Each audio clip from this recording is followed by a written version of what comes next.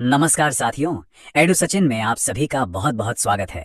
तो दोस्तों, अगर आप किसी भी कॉम्पिटिटिव एग्जाम की तैयारी में लगे हैं ना, तो ये जनवरी 2025 के करंट अफेयर्स आपके लिए बहुत ही ज्यादा जरूरी होने वाले हैं। यहाँ हम सिर्फ खबरें नहीं पढ़ेंगे, बल्कि हर उस पॉइंट को बारीकी से समझेंगे जो सीधा सीधा एग्जाम में पूछा जा सकता है।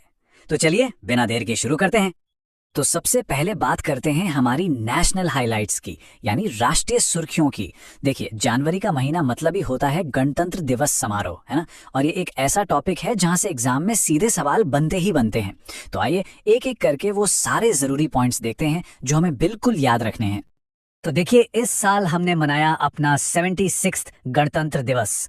अब एग्जाम के लिहाज से यहाँ पर 3 बातें हैं जो सबसे ज्यादा जरूरी हैं, इनको नोट कर लीजिएगा।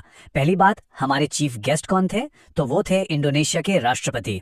दूसरी चीज, इस बार की थीम क्या थी? थीम थी स्वर्णिम भारत, विरासत और विकास। और तीसरी, और ये बहुत ही खास बात है, कि पहली बार आर्मी डे परेड पुणे में आयोजित की गई। ये तीनों के तीनों फैक्ट्स आपके एग्जाम के लिए बहुत ही ज्यादा इंपॉर्टेंट है। अच्छा, अब बात करते हैं बेस्ट झांकी यानी बेस्ट टैब्लूस की। देखिए, ये अवार्ड ना 2 कैटेगरी में दिया जाता है और हमें दोनों याद रखने हैं। पहली है जजेस चॉइस, मतलब जो जजों को पसंद आई। उसमें विनर रहा उड़ीसा। इनकी थीम थी उत्कर्ष उड़ीसा। और दूसरी कैटेगरी है पॉपुलर चॉइस, यानी जो लोगों को सबसे ज्यादा पसंद आई। उसमें बाजी मारी गुजरात की झांकी ने। तो दोनों याद रखने हैं, जजों की पसंद उड़ीसा और लोगों की पसंद गुजरात। चलिए अब आगे बढ़ते हैं और बात करते हैं सरकारी योजनाओं की। अब ये तो हम सब जानते ही हैं कि गवर्नमेंट स्कीम्स कॉम्पिटिटिव एग्जाम्स का कितना जरूरी हिस्सा होती हैं। जनवरी में कुछ बहुत ही खास स्कीम्स आई हैं, तो चलिए एक एक करके उन पर नजर डालते हैं। तो पहली स्कीम है ओनॉस, जिसका पूरा नाम है वन नेशन वन सब्सक्रिप्शन। अब ये है क्या? ये एक बहुत ही जबरदस्त पहल है। इसका सीधा सा मकसद है कि भारत के हर स्टूडेंट और रिसर्चर को दुनिया के बड़े बड़े जो रिसर्च जर्नल्स होते हैं ना, उन तक फ्री में एक्सेस मिले। और इसका बड़ा विजन क्या है? 2047 तक विकसित भारत के लक्ष्य को पाने के लिए नॉलेज और रिसर्च को बढ़ावा देना। अगली जो योजना है वो है पीएम यशस्वी। अब देखिए, यहां से एग्जाम में 2 तरह के सवाल बन सकते हैं। पहला सवाल, ये किस मिनिस्ट्री की स्कीम है? तो जवाब होगा सामाजिक न्याय और अधिकारिता मंत्रालय। और दूसरा सवाल, ये किसके लिए है? तो याद रखिए, ये ओबीसी, ईबीसी और डीएनटी कैटेगरी के स्टूडेंट्स के लिए एक स्कॉलरशिप स्कीम है। एक और बहुत बड़ा अपडेट आया है एकीकृत पेंशन योजना यानी यूपीएस को लेकर। इसमें सबसे जरूरी चीज है इसकी डेट। याद रखिएगा, ये 1 अप्रैल 2025 से लागू होगी। और इसकी सबसे बड़ी खासियत क्या है? वो ये कि 25 साल की सर्विस के बाद लास्ट सैलरी का 50% पेंशन की गारंटी मिलेगी। ये एक बहुत बड़ा बदलाव है। अब जरा कुछ स्टेट स्पेसिफिक यानी राज्यों की जरूरी खबरों पर नजर डाल लेते हैं। झारखंड ने महिलाओं के लिए शुरू की है मुख्यमंत्री मैया सम्मान योजना। हरियाणा ने सेल्फ हेल्प ग्रुप्स के लिए लॉन्च की है बीमा सखी योजना। कर्नाटक का गरुड़ाक्षी सिस्टम वन्य जीव अपराधों को रोकने के लिए है। और हाँ, पश्चिम बंगाल के 2 प्रोडक्ट्स सुंदरबन का शहद और तांगेल साड़ियों को जीआई टैग भी मिला है। ये भी बहुत इंपॉर्टेंट है। चलिए, तो अब हमारा अगला सेक्शन है अपॉइंटमेंट्स और इंटरनेशनल इवेंट्स पर। और ये ऐसे टॉपिक्स हैं जहां से 1-2 सवाल तो पक्के ही होते हैं हर एग्जाम में। इस महीने 2 बहुत बड़ी अपॉइंटमेंट्स हुई हैं, इन्हें बिल्कुल मत भूलिएगा।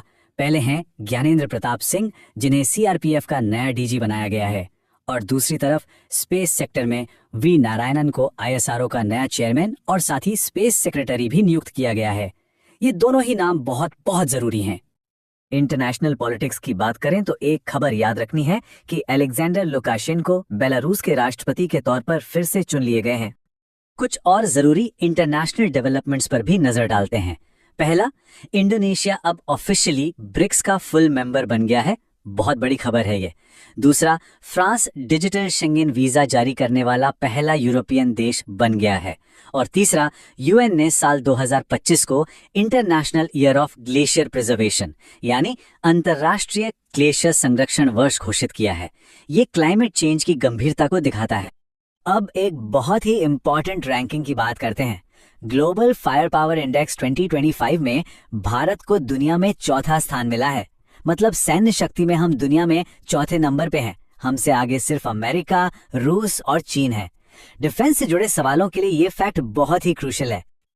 और एक और रैंकिंग जो हमेशा ही खबरों में रहती है, स्वच्छ सर्वेक्षण। तो जी हाँ, एक बार फिर इंदौर और सूरत, इन दोनों शहरों ने मिलकर भारत के सबसे स्वच्छ शहर का खिताब अपने नाम किया है। यह सवाल तो एग्जाम्स में बार बार आता है।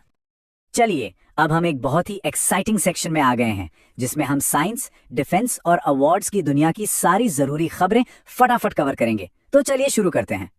साइंस और टेक्नोलॉजी की 4 बड़ी बातें याद रखनी है। पहला, चीन का एआई मॉडल डीपसीक V3 काफी चर्चा में है। दूसरा, SSI मंत्रा, ये क्या है? ये भारत का अपना स्वदेशी सर्जिकल रोबोटिक सिस्टम है।